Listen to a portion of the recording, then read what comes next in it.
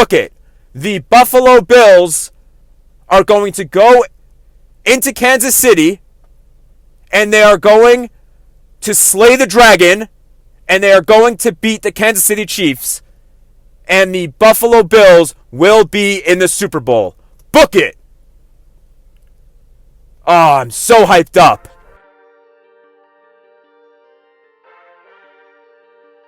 Okay. It is Friday, January 24th. We will discuss the crazy Liam Coen story. We will preview the AFC Championship game between the Bills and the Chiefs. We will make our picks for the NFL playoff games this weekend. And we have a solid amount of baseball to talk about going into the weekend. This is the Early Game Podcast. Listen to the show in the mornings, on your commute, whenever and wherever, so you can be a part of today's sports conversations. Let's go. Okay, so it actually looked like it was slim pickings for NFL stories to talk about going into last night. I start prepping the show in the afternoon, and I really only had the Bills-Chiefs preview for today. There wasn't much more to do. But then, as I've started doing this, when I get Schefter or Ian Rappaport tweets, I get very excited. Oh, here's something to talk about tomorrow. And boy, was I not disappointed. So let's start with this crazy Liam Coen Jaguars story. There are so many layers to it. But to do it, we need to backtrack 2 days. It was reported on Wednesday that the Tampa Bay Buccaneers agreed to an extension with their offensive coordinator, Liam Coen. And Liam Coen is, I think, considered one of the better coordinators in the league and one of the more sought-after head coach candidates in the league. And I think his name has been attached to the Jaguars pretty much all season. Since, or not all season, but since it was obvious that the Jaguars were going to be looking for a new coach, and since the Buccaneers were having such a great season. And so Adam Schefter tweeted on Wednesday that Coen agreed to stay with the Bucs, and that he was going to be one of the highest paid coordinators in the NFL. This makes sense, by the way. Baker was rock solid all year. Teams want Liam Coen. So they decided the Buccaneers were going to try to keep him. And they do by making him, at least agreeing to a deal, to make him the highest paid coordinator in the NFL. But fast forward a day, just one day. And late yesterday evening, Ian Rappaport and Adam Schefter tweeted that there was a reversal. Cue the Uno reversal card. And as of last night, Coen was in the Jaguars building reigniting negotiations. Schefter then tweeted that the Bucs were trying to get in touch with Coen all day, but were unable to. So, essentially, Coen agrees to the deal with the Bucs on Wednesday, then has a change of heart on Thursday, and secretly meets with the Jaguars. And eventually, last night, a few hours later, Coen agrees to a deal with the Jags, and he becomes their next head coach. So, Liam Coen is the head coach of the Jacksonville Jaguars, and the Buccaneers are left needing a new offensive coordinator. What a clown move by Liam Coen here. You've had 2 weeks to think about what you want to do. How could you one day decide you'll extend and then not even communicate with the team that you've decided to extend with that you changed your mind? A day later. If I'm the Bucs, I'm saying goodbye. Sayonara. See you when we meet in the regular season. Goodbye, Liam Coen. Go deal with the circus that is Shahid Khan and the Jacksonville Jaguars. Now, we can't forget, we spoke about this yesterday. They agreed yesterday to part ways with Trent Baalke. Remember, a few weeks ago, Shahid Khan said he's going to get rid of Baalke if a head coach candidate gives him a good enough reason to. So let's run back through the order of events, shall we? Coen agrees to a contract extension with the Bucs on Wednesday. The Jaguars then fire Trent Baalke. The next day, Liam Coen is on a flight to Jacksonville and becomes the head coach. So essentially, Coen wanted Baalke gone.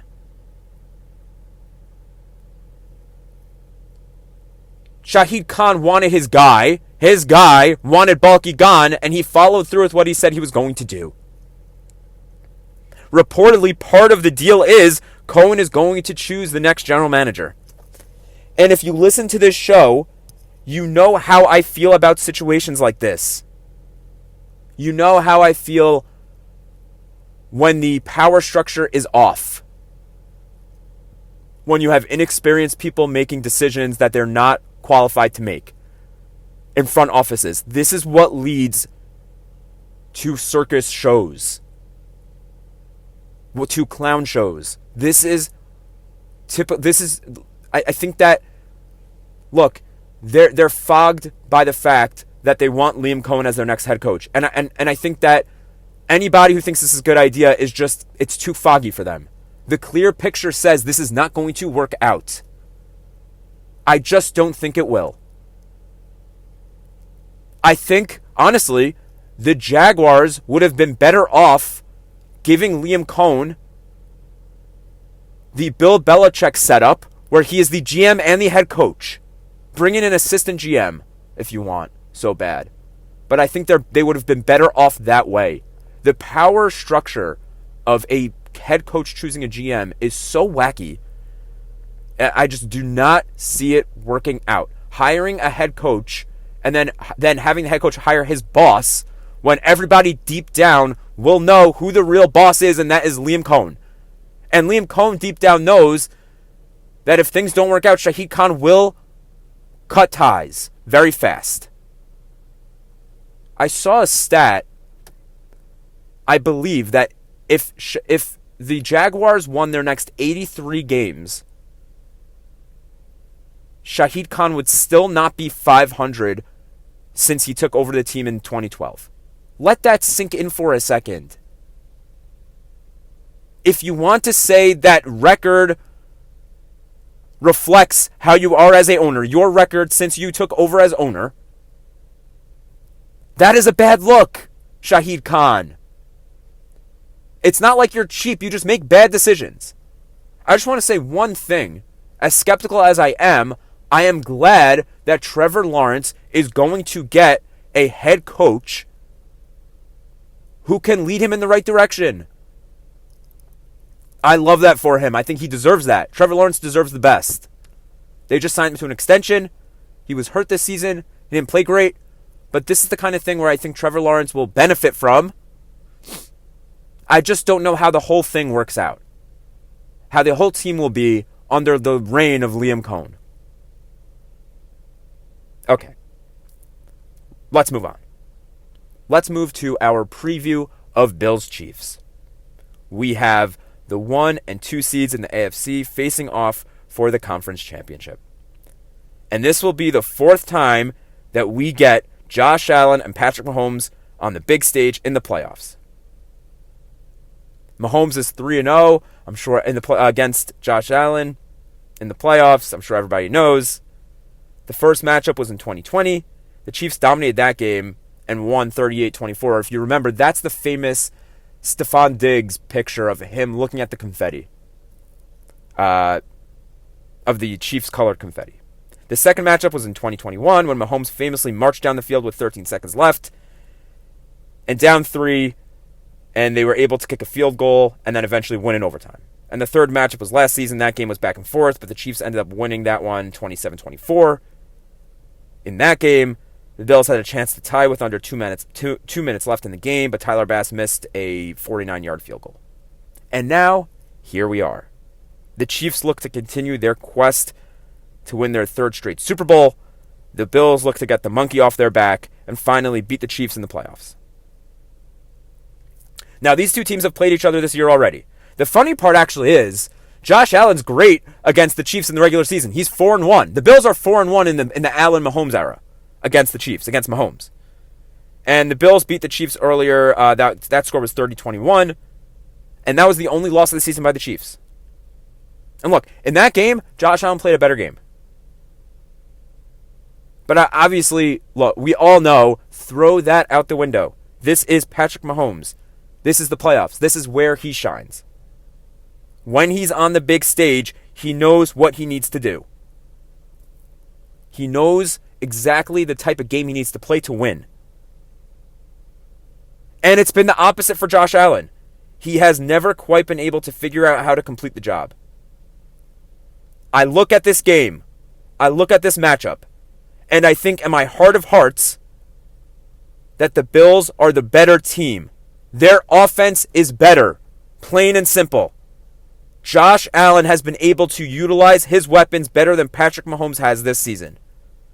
The little voice in my head is telling me to pick the Chiefs in this game. And maybe that's some sort of paranoia.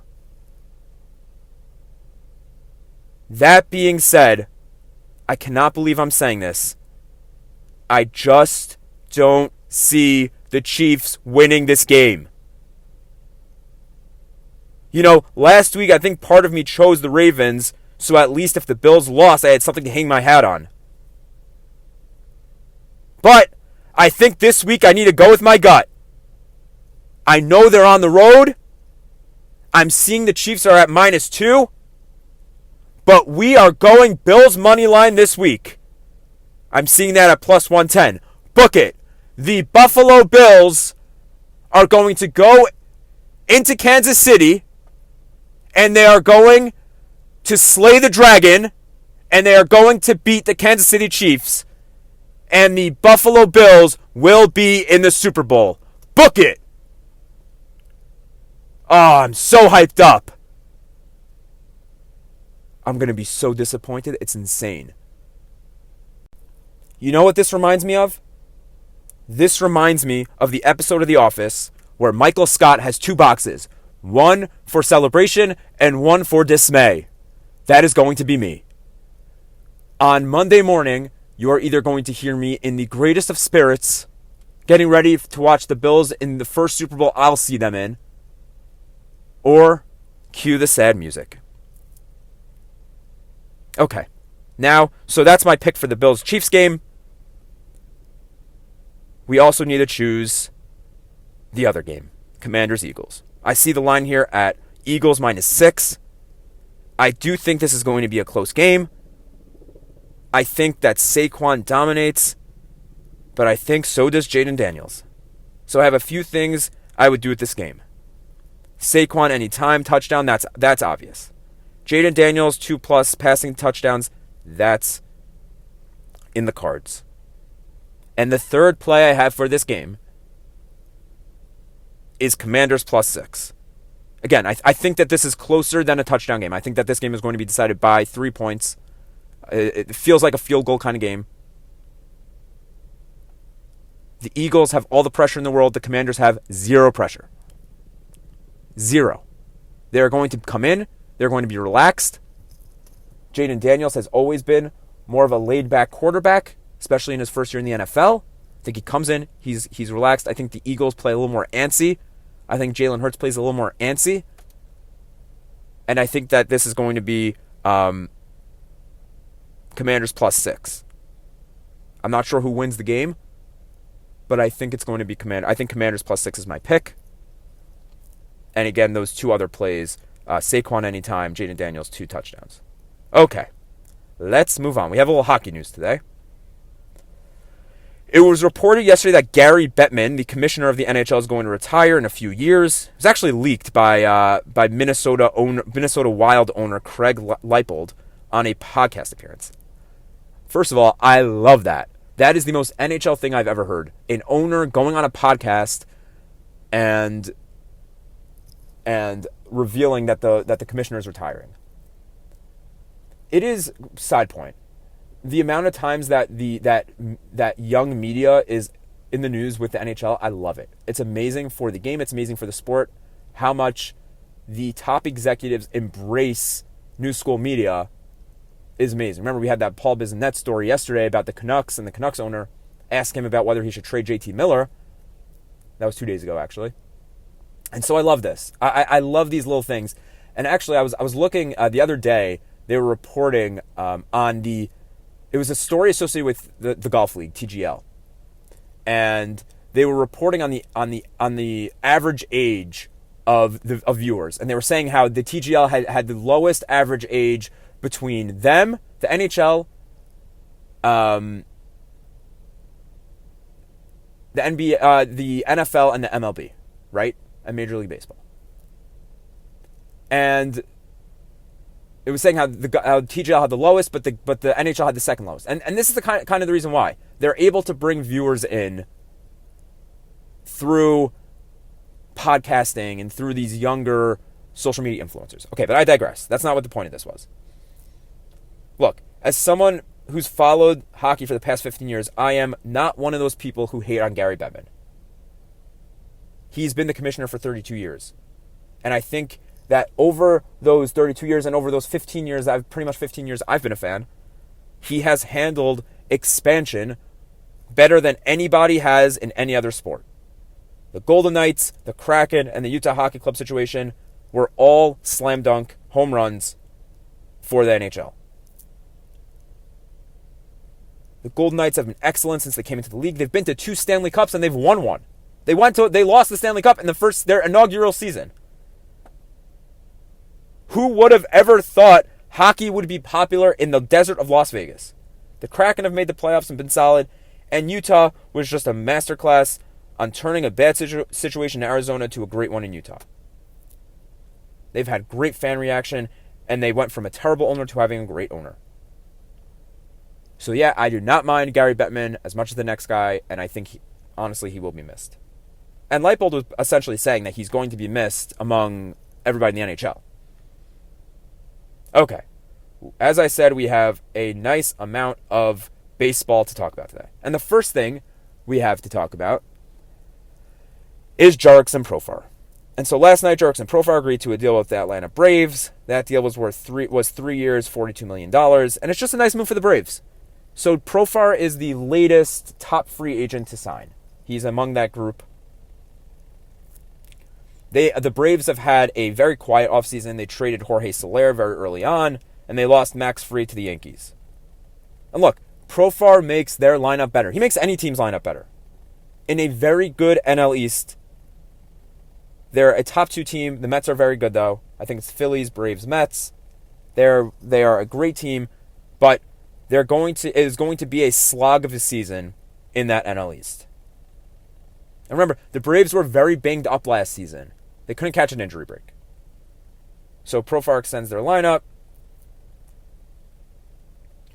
But I'm not exactly sure where he slots in. Is he going to be DH? Is he going to play the field? And to my count, we're starting to see the remaining free agents dwindle. I think the big ones left are pretty much Pete Alonso, Alex Bregman, and Jack Flaherty. And by the way, damn, the Padres, they couldn't even afford to sign this deal. They're actually having ownership issues within themselves. There's infighting, family fighting since the owner died. But wow, I think that a story that we're about to see unfold, and I think that this is kind of the first big domino, that they were unable to sign Profar, the Padres. A story that we are about to see unfold is there's going to be some sort of fire sale. The team the ownership cannot afford the current payroll. That's a fact. And so they have huge contracts on their books. Dylan Cease, Fernando Tatis Jr., Xander Bogaerts, the list goes on. Manny Machado. Do not be shocked. We're already hearing about Dylan Cease rumors, how teams are trying to trade for him now. Don't be shocked if we start hearing more and more in that regard. Don't be shocked if Dylan Cease gets traded, and don't be shocked if we hear about Fernando Tatis Jr. trade midseason. I think that is very much in the cards. And that is the type of player every team wants. A young player who's a stud, signed long-term, and the leverage for the buying team is that they'd be taking on the big contract. So they don't need to necessarily give up so many prospects. They will have to give up a good amount, but not an obscene amount. I think the Padres are going to be a massive narrative moving forward. Okay. Another baseball story yesterday. Nothing makes me happier than when we get a Bob Nightingale wrong tweet. It's hilarious how often it happens. And last night we got another one. So he tweeted that Houston Astros reliever Ryan Pressly was close to being traded to the Cubs. Very quickly after, Chandler Rome, an Astros reporter, shot that down. He said that Pressly hasn't even waived his no-trade clause, but there is definitely mutual interest between the Astros and Pressly to move on from one another. Now, later that night, Rome did say that the Cubs are looked at as the favorites. But, to me, this is another hilarious misstep by Bob Nightingale. Look, he would be a great trade for the Cubs, who are quietly having a great offseason.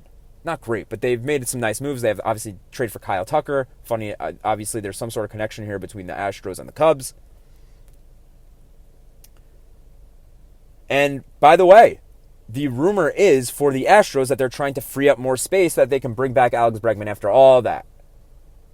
After they signed Christian Walker and it was said that they were done with Bregman, now reportedly they are re-engaging. So this could be a win-win depending how you look at it.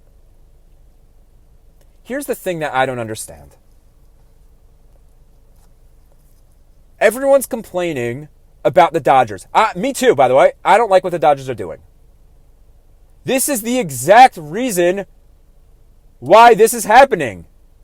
How could it be that the Astros can't afford to sign Bregman and keep Ryan Pressly? The reason why the reason why the Dodgers look so amazing compared to other teams is because teams like the Astros are pulling garbage like this, trying to trade away good players so that they can sign other good players. You are seeing it unfold right in front of you. Everyone's getting upset while the Dodgers signed Kirby Yates, they signed Tanner Scott, they have such a great team. They didn't trade anybody to have the ability to sign those guys. Whereas teams like the Astros are trying to penny pinch and trade away their good player so that they could bring in back their other good player. Does that make any sense to anybody? Why can't it be that they sign Christian Walker and they also sign Alex Bregman? They both play different positions. Is it so hard to sign both? They have so little money in Houston? They've been a great team. They should have a nice amount of money. They've made great playoff runs. They've been able to sell out crowds. They've won the World Series. I just don't understand this. Everybody complaining about the Dodgers, go complain about the Astros. That this is what they need to do to bring back Alex Bregman. They need to trade their great setup reliever. Don't get so upset when things like this happen. Okay, let's move on to our final story of the day. You know we've been monitoring this Pete Alonso situation for a long time now, and we got a interesting development yesterday. So all day we were hearing reports that the Blue Jays and Pete Alonso were getting close to a deal. Then, and these were kind of from some unreliable, what I found to be unreliable sources. But last night, Andy Martino tweeted, talks between Pete Alonso and the Blue Jays are quote-unquote advancing, per a source, with knowledge. Not done yet, and no guarantee it gets there. And so, the sweepstakes finally looked like they had an end in sight. Or so we thought. Right after that report came out, Shai Davidi of Sportsnet tweeted that these reports were false. That Pete and the Blue Jays have not progressed in talks. I'll just say, good for you, Blue Jays. They have been used in free agency for free agents in their negotiations for years. And here they came out right in front of it. So here we are. Another sad day for the Pete Alonso camp. You know, I got a little emotional yesterday. I won't lie. I got a little emotional yesterday when it was reported that Pete was close to signing with the Blue Jays. I like Pete Alonso. I like homegrown talent. I said I wasn't going to get emotional about a player, and I'm just sad that if he doesn't come back, I'm sad about it. Not going to be emotional towards ownership and David Stearns.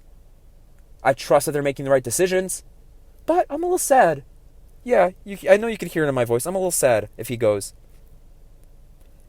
That being said, it is insane what this free agency situation has come to.